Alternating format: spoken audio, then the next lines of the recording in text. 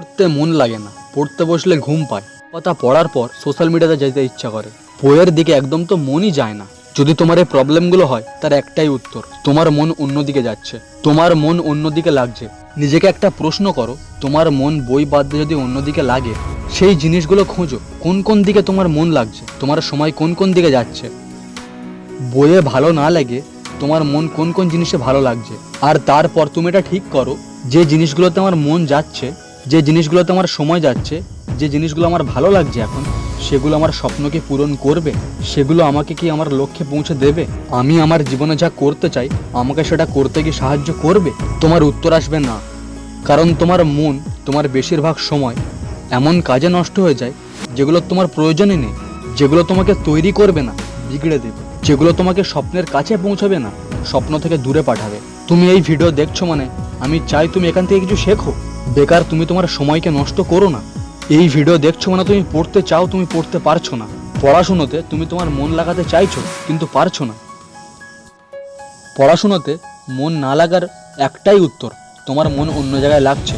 কিন্তু বিশ্বাস করো, সব দিকে তুমি মন লাগালে বইতে কিভাবে মন লাগাবে?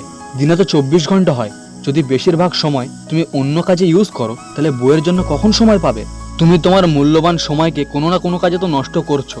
এখন তো এটা বোঝা গেল আমাদের মন পড়াশোনায় লাগছে না, এর মানে আমাদের মন অন্য কাজে লাগছে। এখন আমাদের কি করা উচিত? এখন আমাদেরকে সেটা ডিসাইড করা উচিত আমাদের মন কোন কাজে লাগছে।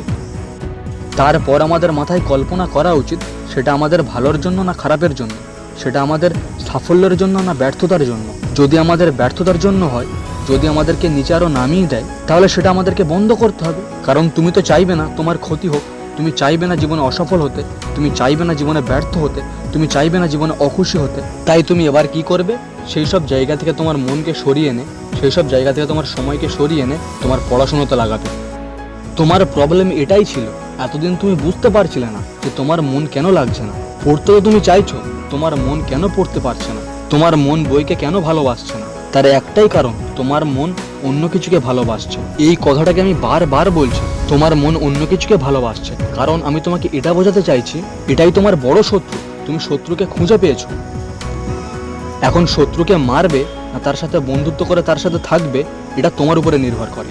আমি আশা করি তুমি নিশ্চয়ই শত্রুর সাথে থাকবে না, যেটা তোমাকে অসফল বানাবে, যে কাজ তোমাকে ব্যর্থ করবে। তুমি নিশ্চয়ই তার সাথে থাকতে চাইবে না। নিজের মনকে তৎক্ষণাৎ সরিয়ে আনো, এনে তোমার পড়াশোনায় লাগাও। এবার তুমি বলবে মন কিভাবে সরাবো? নিজের ভেতরে এই সাহসটুকুনি তো আনো। মন তোমার আন্ডারে, তুমি মনের আন্ডারে নও। তাই তুমি সেটা করবে যেটা তুমি করতে চাও। তুমি মনকে যেখানে লাগাতে চাইবে তুমি সেখানে লাগাবে। নিজেকে বারবার এটা মনে করিয়ে যে যদি আমি আমার মনকে ওখানে লাগাই তাহলে আমার ক্ষতি হবে, তাহলে আমার জীবনটা আরো নিচের দিকে নেমে আসবে, আমি যা জীবনে করতে চাই সেটা করতে পারবো না। তুমি তোমার মনকে এই সাপোর্ট দিয়ে বইয়ের দিকে তোমার মনকে ঠেলে দিতে পারবে। আমি তোমাকে বারবার বলছি, তুমি যদি এখন না করো করবে কখন? এখন তোমার মনকে যদি সেই কাজে না লাগাও যেখানে তোমার দরকার, তাহলে কবে লাগাবে? এই ভিডিওর মাধ্যমে আমি তোমাকে বারবার এটা বোঝাতে চাইছি, তোমার মন অন্য কাজে লাগছে যেটা তোমার জন্য ঠিক নয়, যেটা তোমার ক্ষতি করবে। তুমি যদি নিজের ক্ষতি চাও তাহলে থাকো, যদি ক্ষতি না চাও তৎক্ষণাৎ মনকে সরিয়ে আনো। কারণ তুমি তোমার মনের মাস্টার, তোমার মন নয়। তুমি যেমন চাইবে তোমার মন তেমন করবে। মনকে নিয়ন্ত্রণ করার উপরে 2টো ভিডিও আছে, যেটা আমরা ডেসক্রিপশনে দিয়ে দেবো, দেখে নিও। তাই এই ভিডিওতে আমি তোমার শত্রুকে তোমার বলে দিয়েছি কোথায় আছে, সেটাকে তোমাকে খুঁজে বের করতে হবে আর মারতে হবে।